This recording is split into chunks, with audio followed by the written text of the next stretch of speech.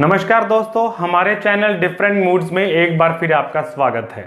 दोस्तों, वीडियोस के comment box के अंदर बहुत ज़्यादा डिमांड आई थी कि हम एक वीडियो एनपीएस पर बनाएं और ये वीडियो लेकर हम आज हाजिर हैं।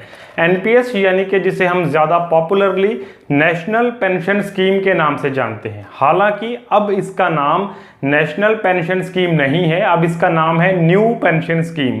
लेकिन चलिए, उससे कोई फ़र्क नहीं पड़ता। स्कीम एक इन्वेस्टमेंट स्कीम है जिसमें आप एक बार इन्वेस्ट करते हैं, उसके बाद हर साल इन्वेस्ट करते रहते हैं और एक निश्चित समय के बाद रिटायरमेंट एज पर आपको एक पर्टिकुलर पेंशन आती रहती है। ये पेंशन फिक्स नहीं होती। इसी तरह की कुछ कॉम्प्लिकेशंस हैं स्कीम के अंदर, इसलिए स्कीम को लेकर हम 3 वीडियोस डालने वाले हैं ताकि एनपीएस को अच्छी तरह से समझा जा सके। एक वीडियो के अंदर टॉपिक को कवर करना पॉसिबल नहीं होगा। स्कीम थोड़ी कॉम्प्लिकेटेड है, इसलिए इसे आराम से समझना ज़रूरी है। चलिए शुरू करते हैं। दोस्तों, इंडिया के अंदर एनपीएस को ऑपरेट करने वाली या कहिए कि मैनेज करने वाली संस्था है पीएफआरडीए, यानी कि pension funds regulatory and development authority. ये इस एनपीएस के सभी चीज़ों को मैनेज करती है। दोस्तों, 2009 के बाद एनपीएस के रूल्स में कुछ चेंज आए हैं। 2009 से पहले के रूल्स को हम यहाँ डिस्कस नहीं करेंगे। 2009 के बाद जिन लोगों ने सेंट्रल गवर्नमेंट को या स्टेट गवर्नमेंट को एज एन एम्प्लॉय ज्वाइन किया है, उनके लिए एनपीएस मैंडेटरी है। हालांकि प्राइवेट सेक्टर के लिए और इंडियन सिटीजन्स के लिए ये ऑप्शनल है, उनकी मर्जी है वो एनपीएस में इन्वेस्ट करें या ना करें। दूसरी मेन बात एनपीएस को लेकर जो पूछी जाती है वो कि एम्प्लॉयर जिसके अंडर आप काम कर रहे हैं, जिस ऑफिस में आप काम कर रहे हैं, एम्प्लॉयर उसका कंट्रीब्यूशन मैंडेटरी है कि नहीं है। तो आंसर है नहीं। एनपीएस के अंदर सिर्फ आप अपना कंट्रीब्यूशन दें, एम्प्लॉयर कंट्रीब्यूशन दे ऐसा ज़रूरी नहीं है, वो उसकी मर्जी पर डिपेंड करता है। एनपीएस के मेन फीचर्स क्या हैं ये डिस्कस करते हैं। एनपीएस गवर्नमेंट ऑफ इंडिया की स्कीम है, इसलिए एक सेफ स्कीम है। Voluntary scheme for every Indian citizen. Every Indian citizen के साथ साथ यहाँ एनआरआई भी इन्वेस्ट कर सकता है। और जो सेविंग स्कीम्स होती हैं PPF, NSC, senior citizen scheme, PMVVY, उनमें किसी में भी एनआरआई को इन्वेस्ट करने की परमिशन नहीं होती। लेकिन एनपीएस के अंदर एनआरआई भी इन्वेस्ट कर सकता है। हालांकि अगर एनआरआई का रेजिडेंशियल स्टेटस या सिटीजनशिप चेंज होती है, वो फॉरेनर हो जाता है, इंडियन नहीं रहता, तो एनपीएस अकाउंट उसका इमीडिएटली क्लोज माना जाता है। एनपीएस के अंदर आपको टिल रिटायरमेंट एक पर्टिकुलर कंट्रीब्यूशन देना है और उसके बाद आपको एक पेंशन अमाउंट आनी शुरू हो जाती है। एनपीएस के रिटर्न्स दोस्तों गारंटीड नहीं होते, जैसे कि पीपीएफ के, एनएससी के, एफडी के रिटर्न्स गारंटीड हैं, इसमें गारंटीड रिटर्न्स नहीं हैं। लेकिन इसमें अच्छी बात यह है कि आपको एटीसी के अंडर इनकम टैक्स का बेनिफिट मिलता है और साथ ही साथ एटीसी से अलग भी 50,000 रुपये तक का बेनिफिट आप इसमें ले सकते हैं, जो किसी भी और सेविंग स्कीम में आपको नहीं मिलेगा। दोस्तों, एक बड़ी कंफ्यूजन एनपीएस अकाउंट को लेकर रहती है कि और जो सेविंग स्कीम्स हैं, अटल पेंशन योजना, प्रधानमंत्री वय वंदन योजना, senior citizen saving scheme, PPF, EPF, कोई भी स्कीम जिन लोगों ने ले रखी है, क्या वो एनपीएस में इन्वेस्ट कर सकते हैं? गूगल अगर आप करेंगे तो आपको बहुत जगह आंसर इसका नो में मिल जाएगा, लेकिन ऐसा नहीं है। एनपीएस एक इंडिपेंडेंट स्कीम है, आप इसमें इन्वेस्ट कर सकते हैं तब भी जब आपके पास ईपीएफ, पीपीएफ, सीनियर सिटीजन, पीएमवीवीवाई कोई भी स्कीम है, तब भी आप एनपीएस में इन्वेस्ट करके उसके बेनिफिट्स को ले सकते हैं। दोस्तों, एनपीएस के अंदर एंट्री एज मिनिमम है 18 साल और मैक्सिमम है 65 साल। 18 to 65 ईयर्स का पर्सन एनपीएस के अंदर इन्वेस्ट कर सकता है।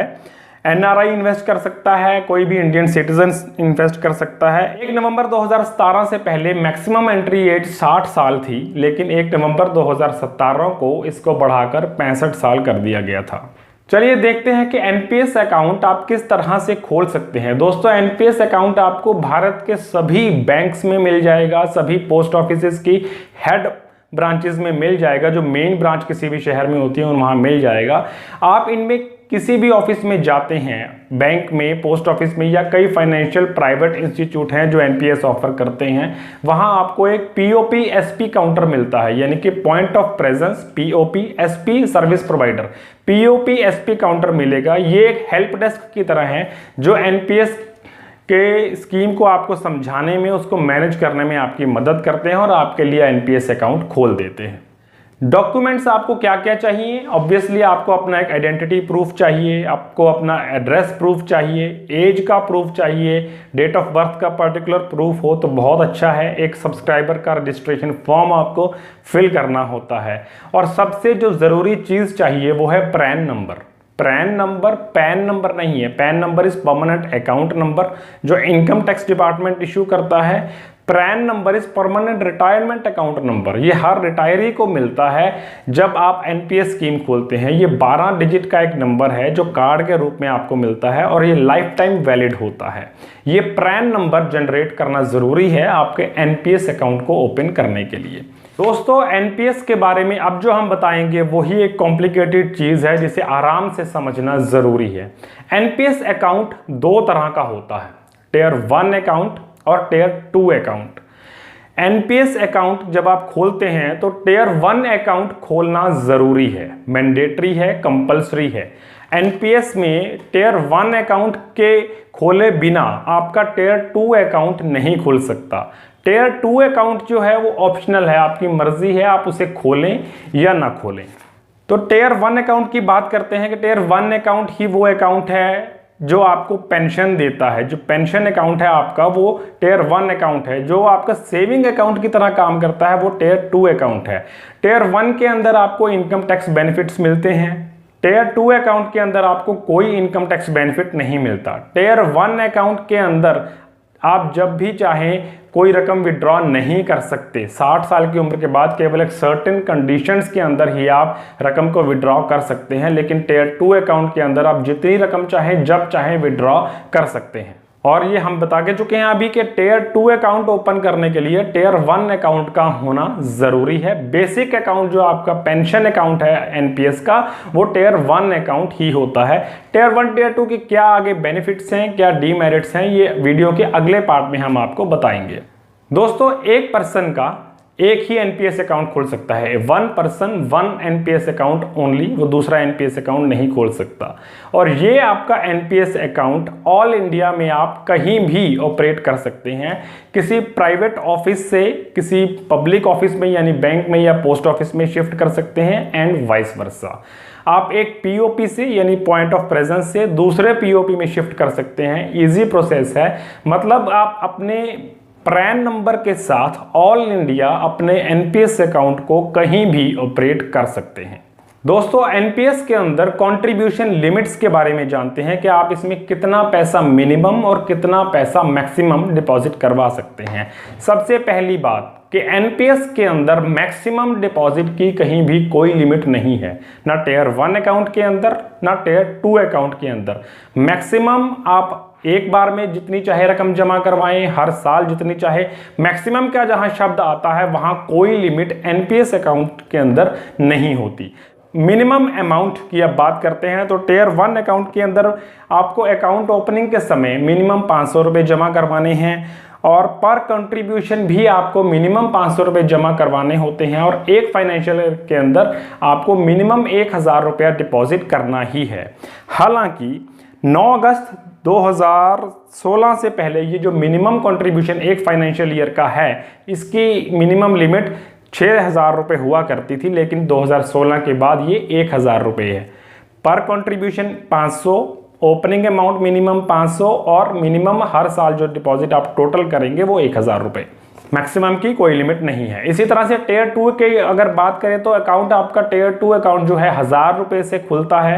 मैक्सिमम की कोई लिमिट नहीं है और इसमें पर ईयर कंट्रीब्यूशन की और पर कंट्रीब्यूशन की भी कोई ना मिनिमम लिमिट है ना ही मैक्सिमम लिमिट है। 2016 से पहले होती थी लेकिन अब नहीं है। दोस्तों किसी भी सेविंग स्कीम के अंदर जब आप पैसा डिपॉजिट करते हैं, कोई नॉमिनी चेंज करते हैं, कोई एड्रेस अपडेट करते हैं तो आपको कोई चार्जेस नहीं पड़ते।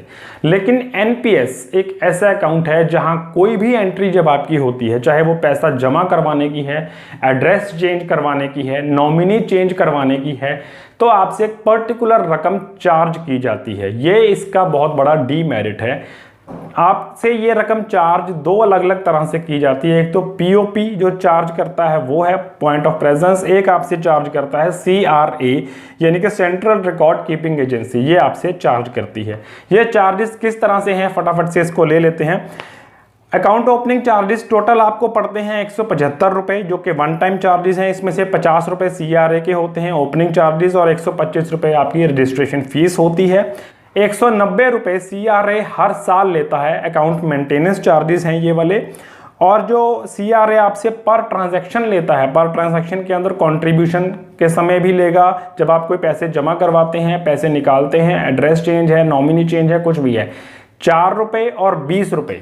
4 रुपए लेगा सीआरए, 20 रुपए लेगा पीओपी, ये 24 रुपए फिक्स हैं। लेकिन अगर आपका जो जमा करवाई गई रकम है उसका 0.25% 20 रुपए से ज्यादा बैठता है तो आपको वो रकम जो ज्यादा है वो देनी होती है। अगर 20 रुपए ज्यादा हैं और 0.25% कंट्रीब्यूशन अमाउंट का कम है तो मिनिमम 20 रुपए तो आपको लगने ही हैं। ये तो हैं इसके कंट्रीब्यूशन चार्जेस।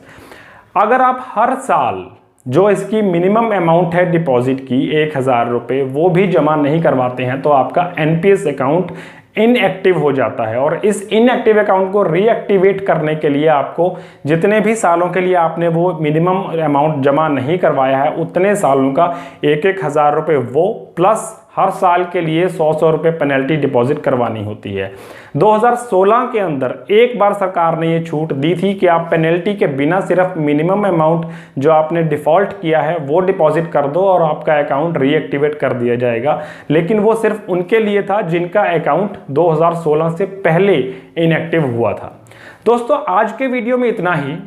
आगे एनपीएस के बारे में 2 वीडियोस और हम लाएंगे जिनमें मेनली आपको बताएंगे कि इसके इनकम टैक्स बेनिफिट्स क्या हैं और इसके मैच्योरिटी बेनिफिट्स क्या हैं, प्री मैच्योरिटी की क्या क्या आपके पास ऑप्शंस हैं। ये आने वाले 2 वीडियोस के अंदर हम कवर करेंगे। अगर आपके मन में एनपीएस को लेकर कोई भी सवाल है तो आप अगले वीडियो के आने से पहले वो कमेंट बॉक्स में ज़रूर लिखिए ताकि अगले वीडियो में हम उस टॉपिक को कवर कर सकें। किसी भी सेविंग स्कीम के बारे में आपके कोई सवाल है तो नीचे कमेंट बॉक्स में जाकर लिखिए, हम उनका यथासंभव उत्तर देने का प्रयास करेंगे। चैनल के साथ बने रहिए, वीडियो को लाइक करें, चैनल को सब्सक्राइब करें, देखते रहें डिफरेंट मूड्स। Thank you.